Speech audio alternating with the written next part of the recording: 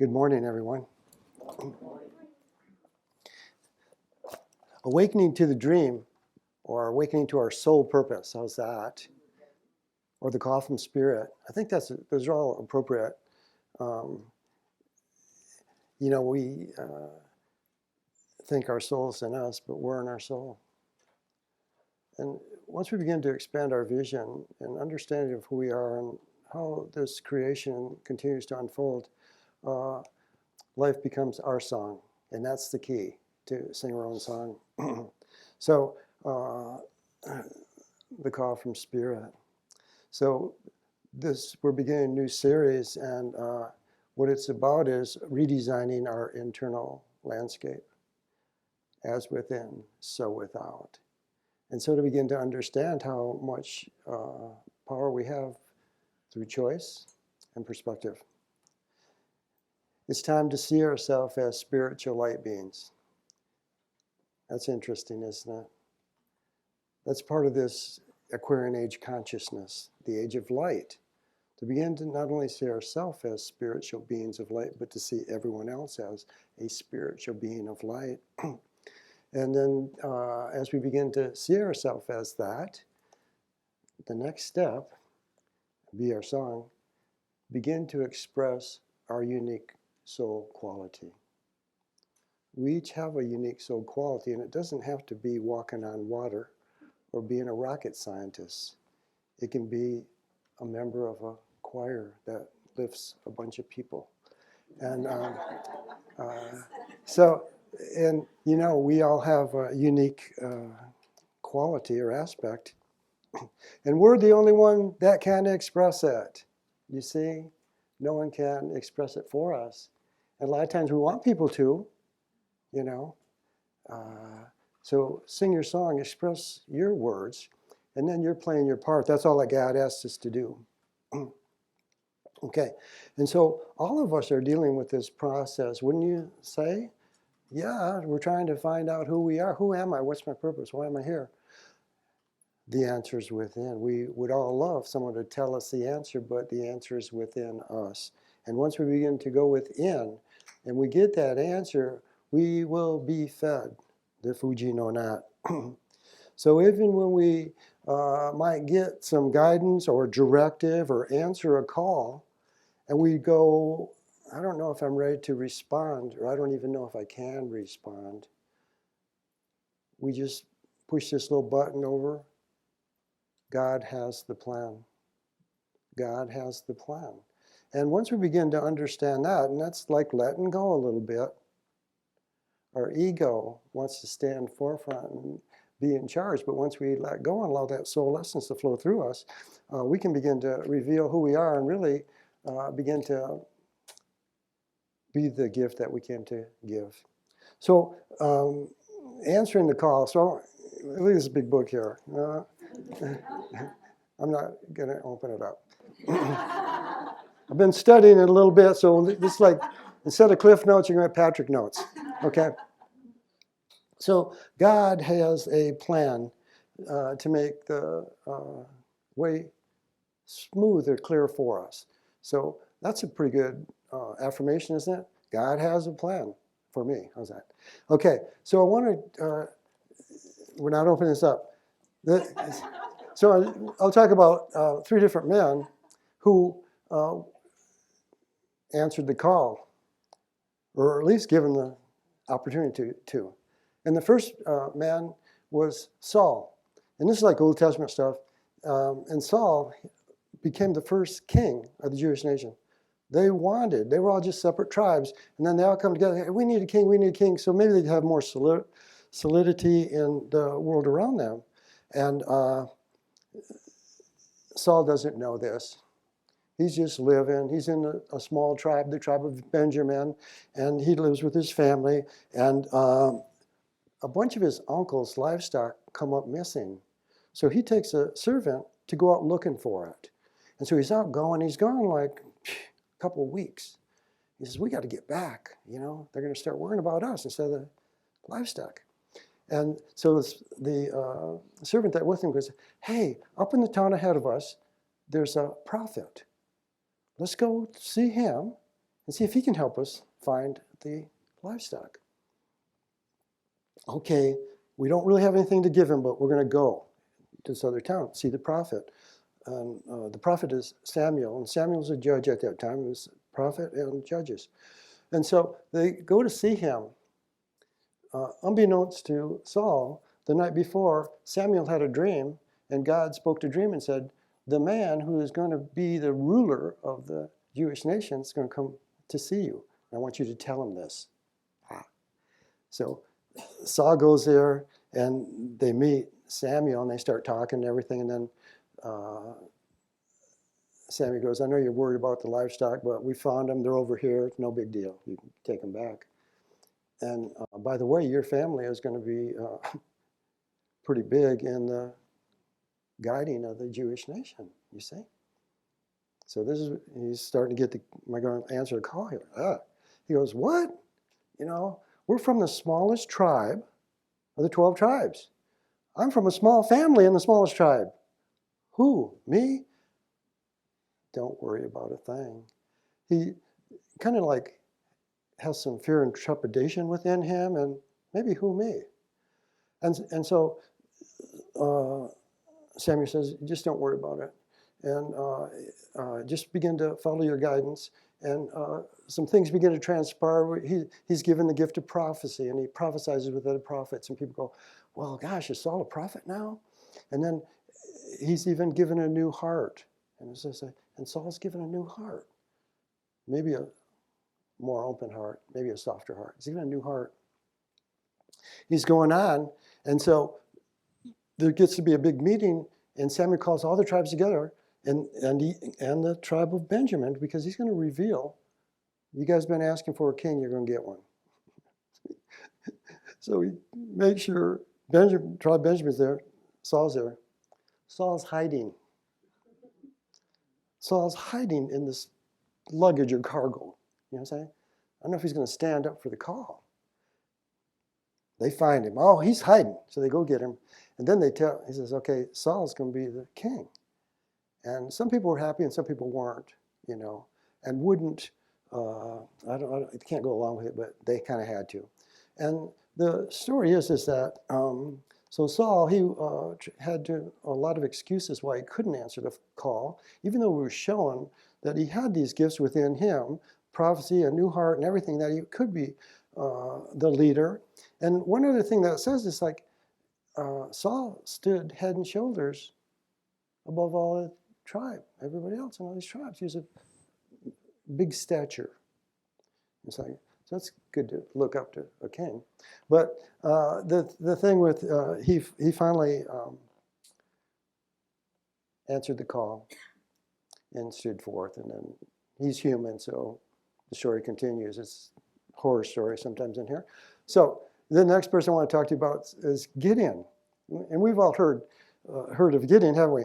And when we were going to do this, I said, Cindy, everybody's going to know Gideon's Bible, right?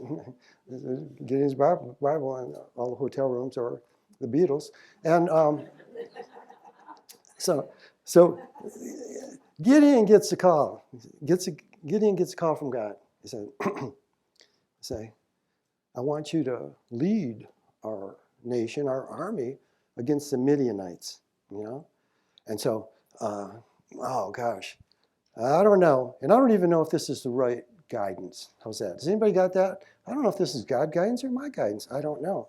So Gideon tests the Lord. He goes, okay, listen, okay, if this is the truth and the Lord speaking, I'm going to lay this like a sheep hide rug out at night, and then in the morning, if it's dry and all the dew's around it, I'll believe you. He does it, and it's dry. It's not good enough for Gideon. Gideon goes, okay, I'm going to give you one more chance. I'm going to put this sheep hide out here again.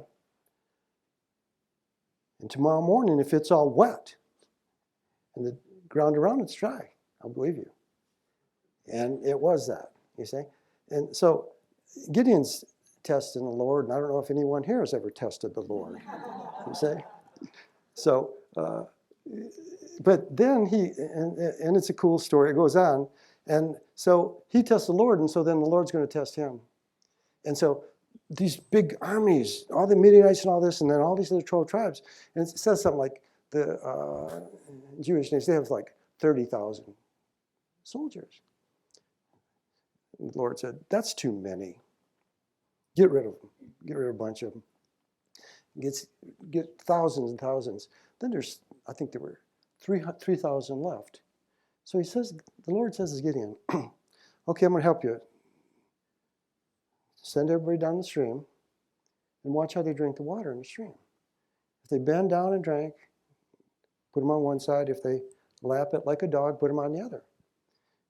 And 300 out of 3,000, or 30,000, a lot, okay, lapped like a dog. He said, those are the ones who are going to be in your army. You see? He said, with all these other people, your big army, no one would know that I'm in charge here, that I'm really winning the battle. You see? And so to really, sometimes we get on a high horse and we think things have to be done a certain way. And really there's a divine plan going on. And sometimes if we surrender, to who we are and allow that plan to unfold. And long story short, 300 men, I'm not going to give you the story, make you read it. It's in Judges. And they win, and it's quite a feat. And you could see the divine plan going on in the whole thing, okay? Because he got out of himself and trusted God. And the third person I want to talk about is Jonah. And we all know about Jonah, don't we? Jonah and the whale, okay? The Lord speaks to Jonah. He says, I want you to go to Nineveh. This is a big old city, and they're living in not a good way. And tell them they're going to be destroyed. Here's Nineveh. Here's Jonah.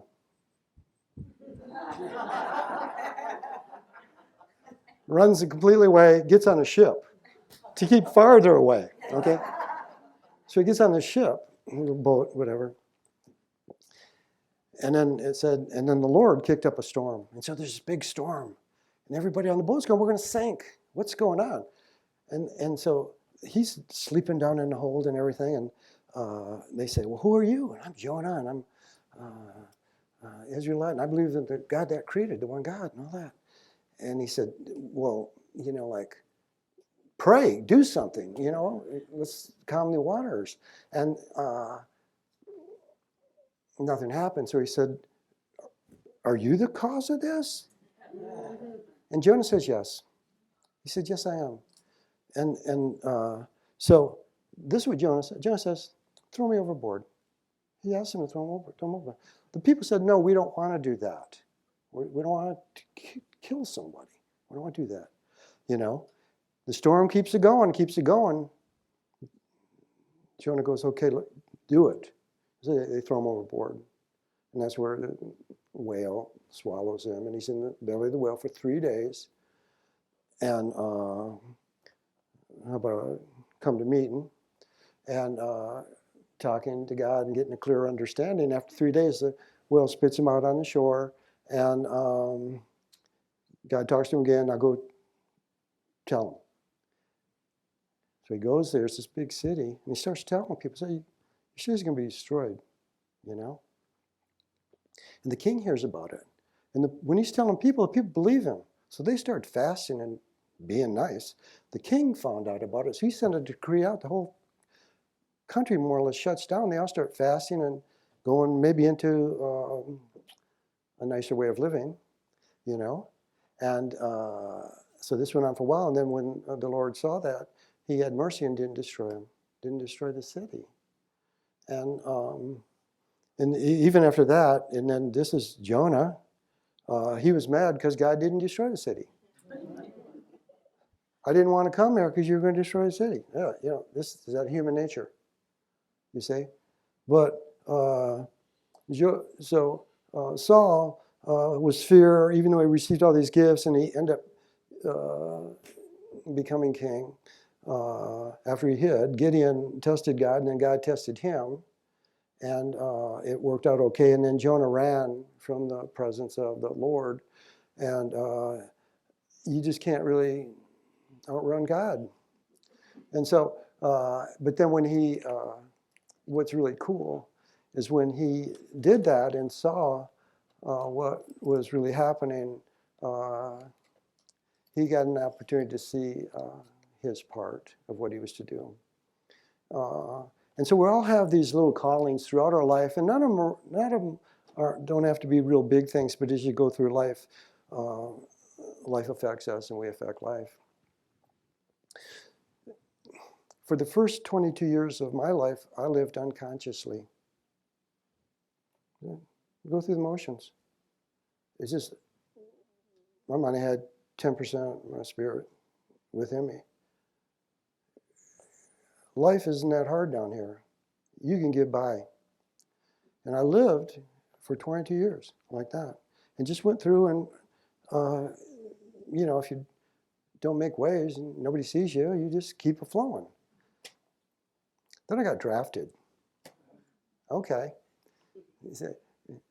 I'm just going with the flow. I lived an hour and a half from Canada. I said, go with the flow. I'm unconscious. So, next thing I knew, I found myself in Vietnam. And I was in artillery, shoot cannons. I was a sergeant, had my own gun, my own crew. And if I get there, we're up in North Vietnam, right by the border. There's a stronghold. So I get to this fire base. They're always on top of a big hill or a mountain, so you can see and shoot, and they're safer. I get to this place. It's like this, and it was beautiful. I goes, man, I want to stay here. This is the safest place I've ever seen, I mean, you're on top of a mountain and crazy. That night, we're always shooting flares and stuff at night because there's infantry around and they're always doing something. All these rockets started coming in towards us. And rockets are coming in and they're exploding. And it's like war. War. Who knows what war is to you there? I'd been playing. Wow. Rockets are coming in. They've been making their way up this mountain for a couple of days on their bellies, sneaking up. And they're running around with satchel charges, explosives, throwing them at people, throwing them at the guns and stuff. And it was just total chaos. I was like, man, what's mine to do? I just did my job. We had to keep shooting illumination rounds so we could see what was going on here, and then shoot rounds down when they were coming up. And it lasted a couple hours. It was crazy. That was a wake-up call for me. Maybe I better pay attention a little bit more while I'm here. And so I started paying attention. Didn't wake up that much, but I paid attention. And so I just kind of put a little bit more consciousness in what I was doing. One day, this maybe 7, 8 months later, and we're always up in the mountains because with a helicopter, they just drop you in. Boom, boom, boom. And so I was sitting on this ammo bunker. It was like 80 degrees and sunny and blue skies, and there's just mountains and jungles around you. It's like, oh man. And I was sitting there, and I thought to myself, seriously, this is how into it I was. Have I been here my whole life? Is this who I am? I was so this function. That was it. I was lost in my circumstance. I was like, wow. Another little wake up. No, I haven't been here forever, and I'm not going to be here forever. So then I make it home. Thank you, God. And I go to college and do crazy life. It's the 60s, okay? I don't have to tell you. And I'm sitting in this house with two other guys who ran a house, was living a good life. And one morning I was sitting on the couch, and this voice, I was all by myself, and this voice said, "How long are you going to keep doing this?" It was this loud. "How long are you going to keep doing this? How long are you going to keep doing this?" 3 times. I didn't hear anything else. I don't think I thought anything else. But I heard my soul, and I felt my soul. I didn't understand it. I didn't have a plan. I didn't know anything. But I heard and I felt. I was more than I thought I was, or how I was living. And in 3 days, I was living in Florida. I grabbed my dog, some cutoffs. I drove to Florida. And the saying, the temple is rebuilt in 3 days. I was a completely different person. And when I went down there, and not my plan, this is all God's plan unfolding. I didn't have a plan. And I got a construction job, and I just started gravitating to, or things would gravitate to me, to spirituality, to metaphysics, to healthy living. For 2 years, I ate raw fruits and vegetables because I had screwed my body up so bad with drugs and alcohol. And I just changed and transformed. And then I was guided to this one place. I'm driving down this road to the beach, and I see this sign that says, "The Aquarian Center of Research Enlightenment." I don't know how many people saw that sign. Not a lot. I pulled in there. It's just a small little place. It was nice, and gardens and stuff. Florida's a good garden state. And there's an older lady came out to talk to me. Her name was Reverend Alma Fleming. And it was a group of people. They were all older, retired. They were all metaphysicians. I didn't really understand or really know what that was then. And so I started going back there, and they'd have like meetings on Saturday nights and stuff like that. It wasn't a church. It was a spiritual center of awakening. They took me under their wings. I didn't know nothing. Took me under their wings, walking me along, exposing me to psychometry, psychic things, healing, all this good stuff. Sometimes they'd bring these teachers through. It was all to expand the people who came. And I got my first guru there. And he was a really big guy in the whole East Coast. And he taught me, almost like privately, whenever he came back. I was like,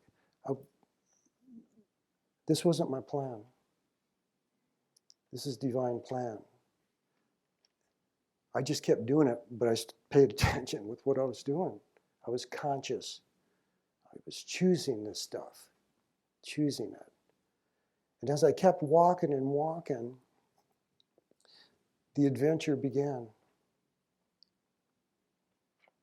Cindy and I have been together for 33 years. This is InnerQuest 33 years. This is your baby. Cindy's a creator, mother. I support. And once you just surrender, you reveal to yourself. I would have never thought I'd be involved in a metaphysical Christian church. I never thought I'd be a healer full-time for 33 years to make a living. I never knew I would write a book of poetry to allow my soul to speak through words, because they're not Patrick's words, they're from my soul. And to begin to just give ourselves a chance, give our soul a chance to express. And once we give ourselves a chance to express, watch out, the adventure begins. We don't have the answers. We wish we did. God has the answers. Some steps we can take. Wake up to life. Wake up to life. Have you ever heard anyone say, I'm just living the dream? They're usually pretty happy if they're saying it from their heart. Wow, that's so great. But we have to wake up to life, observe life. What's my life look like? Does it look like a song or a horror picture? And then to respond from our inner to life,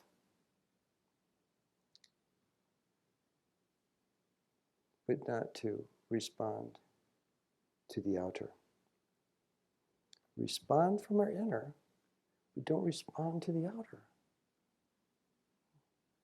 Get on that creator essence, causal plane. And then every once in a while, just take the time in your meditation. So how am I doing? How am I doing? Happiness, I think, is a perfect barometer to tell us how we're doing. Barometers measure atmospheric pressure. Ugh. There's a lot of pressure on planet Earth. But if we choose happiness, it'll allow us to begin to transcend the pressures of Earth. And happiness is a choice. Happiness is a choice.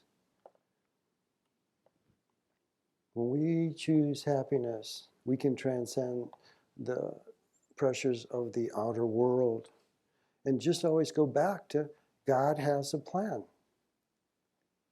God has a plan. I don't know what my future holds, but I know God has a plan for me. And God, in my heart and eyes, has been doing okay for me.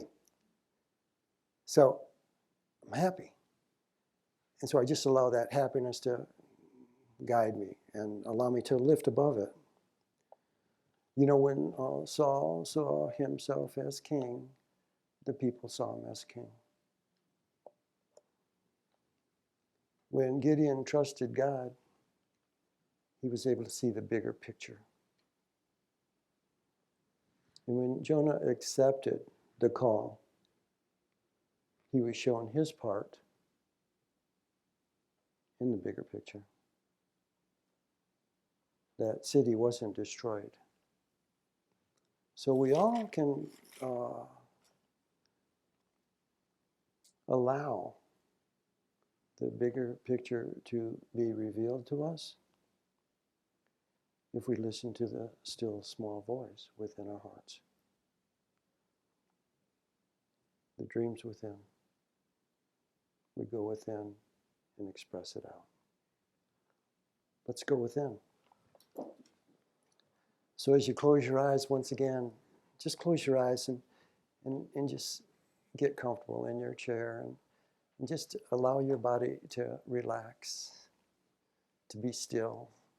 And then just breathe and just breathe with awareness. Breathing in, feeling your whole body receiving. Breathing out, feeling your whole body letting go. Receiving freely, giving freely. The natural flow of life. So just breathe and feel your energy getting softer and softer. And as your energy gets softer and softer, you can begin to hear the call to go within. And I want you to just find yourself on a path going deeper and deeper within your heart. Within your heart where all your dreams are kept. And I want you to go into the garden of your heart now. And notice how beautiful it is. Notice all the gifts. Notice all the creations that you hold within yourself.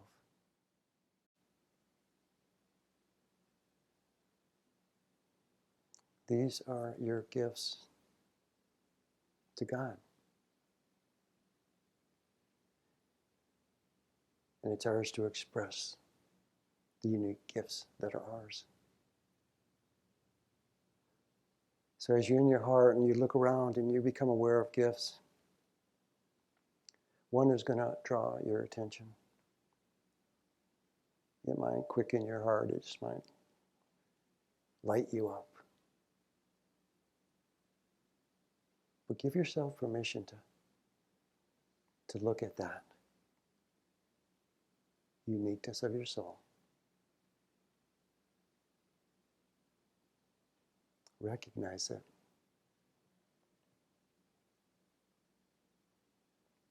Recognize that it's a part of you.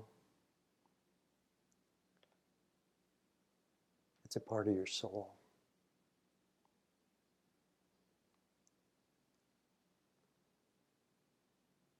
Answer the call.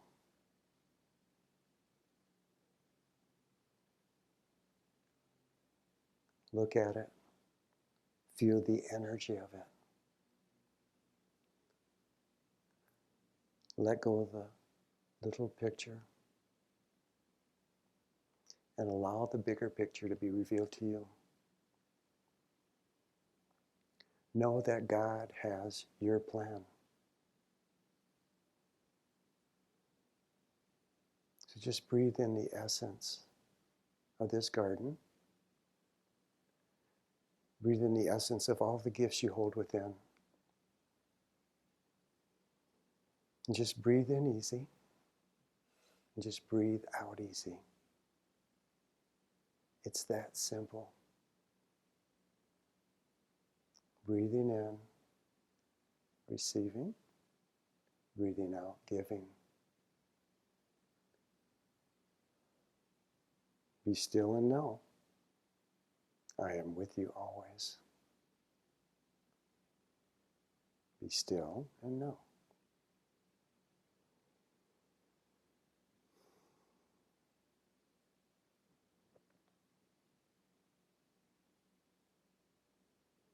Within your heart, respond to the call.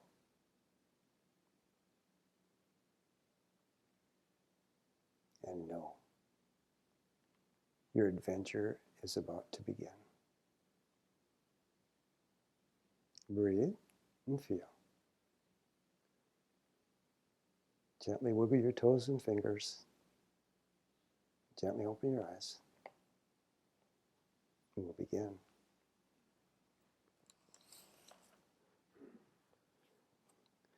You know, we all have a story. And we all have an opportunity to rewrite our story. And to come back in alignment with our truth, our soul, and allow God's plan to play out in our life. And they all said, "Yay, God."